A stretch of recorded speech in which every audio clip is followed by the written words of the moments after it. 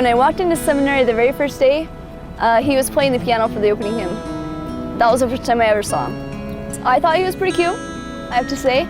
And I also noticed the spirit just emanating from him.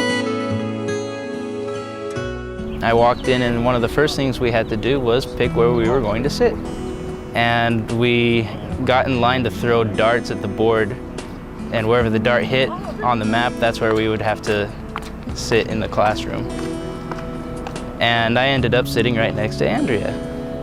When we were writing our letters one day in seminary about writing to our future spouse and, you know, I've saved myself for you and everything, and I just had this thought and I just looked over and I was like, wow, wouldn't that be weird if it was this kid next to me named David, you know?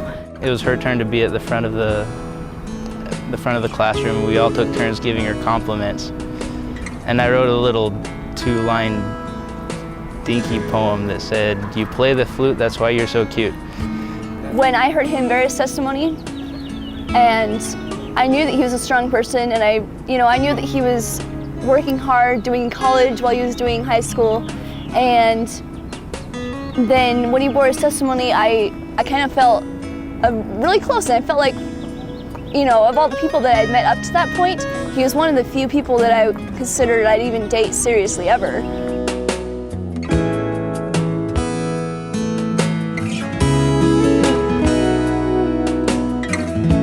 Actually, one of his neighbors, one of my best friends, Emily, I was figuring out who I should ask to the Christmas dance. I had no idea.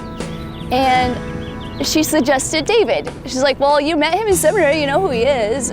I walked into jazz band in November my senior year, and the piano was all decorated really nice with Christmassy kind of things, and it said you have to rearrange these letters to find out who's asking you out. And the name was Andrea Manser. And I put it together and I stared at it. I said, who the heck is Andrea Manser? But then when I got home, I looked her up in the yearbook, her picture and everything, and everything clicked. I remembered seminary, I remembered who she was and everything. And I was like, hey, this is great, I'm excited now. I actually know who she is. The night of the date, she was in a knee brace, but that actually was to my benefit. So we just stuck to the easy, slow dances and talking and getting to know each other. And he told me while we were there talking, getting to know each other, that he was gonna ask me out later when my knees were healed. Eventually, my next door neighbor, Kyle Burrell, convinced me to go against all my beliefs of boycotting prom, and he got me to ask her out to prom. She was very excited, and she responded to me with more than just a yes, which gave me hints of some special feelings she had for me too. And that's when I first started thinking, what if I kiss her by the end of that night? As I was driving her after that wonderful prom date to her house, I was getting more and more nervous because I knew it was coming. And she saw that I was getting nervous and she knew it was coming. Finally took her up to her doorstep, gave her a big hug, kind of just stared at her, still nervous. And so she made it a lot easier for me. She asked me straight up, would you like a goodnight kiss? I probably had pretty strong feelings after prom. That was definitely the point where I think I started falling in love with him. I wrote a poem just spontaneously, I didn't know why, and I felt like I should give it to him, and he read it and it really touched him. And then we came here and just out of the blue he told me that he loved me. And we just sat down and we hardly said anything. We just held each other. And then I leaned over and I whispered to her that I had fallen truly and deeply in love with her. And then she didn't say anything, and I started getting a little bit nervous. I didn't know exactly how to respond. I didn't know whether I should tell him or not because I knew he was leaving on his mission. A few days later, she actually wrote another poem that was her answer to me, that she did love me too.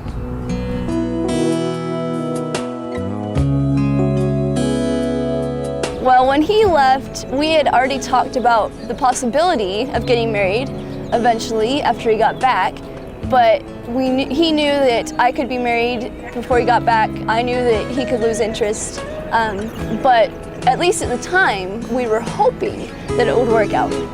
I did not feel it my right to ask her to wait for me, to be completely committed to waiting for me, but that I would hope that she would, and that having her as an eternal companion would be the most wonderful thing for me.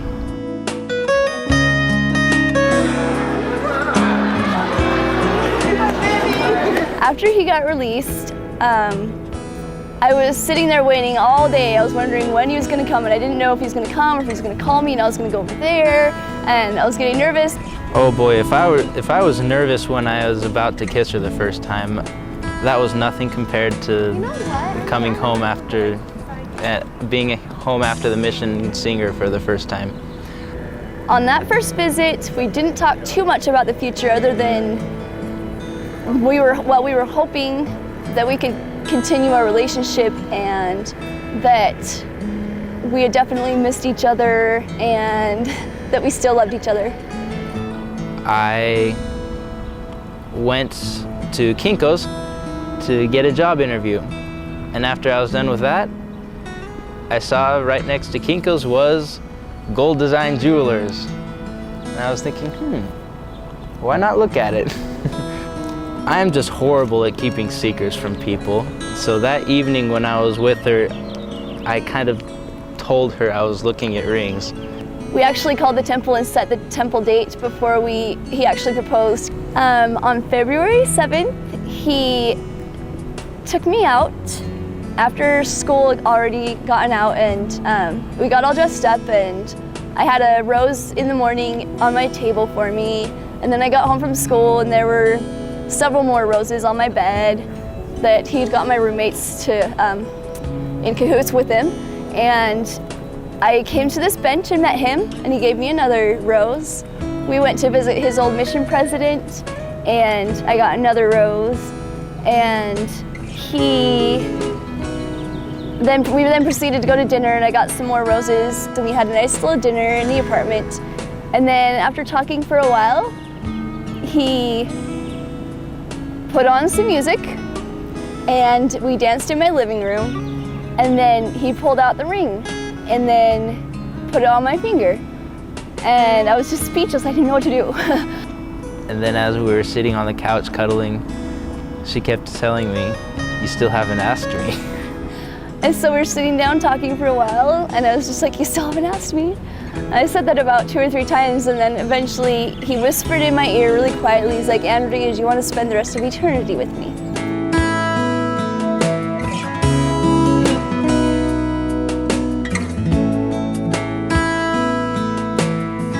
I believe it will be one of the greatest feelings of peace I will ever have. I can't imagine anything more wonderful. I love her so much. Peace is the thing I will feel when I enter into that room to be sealed with her.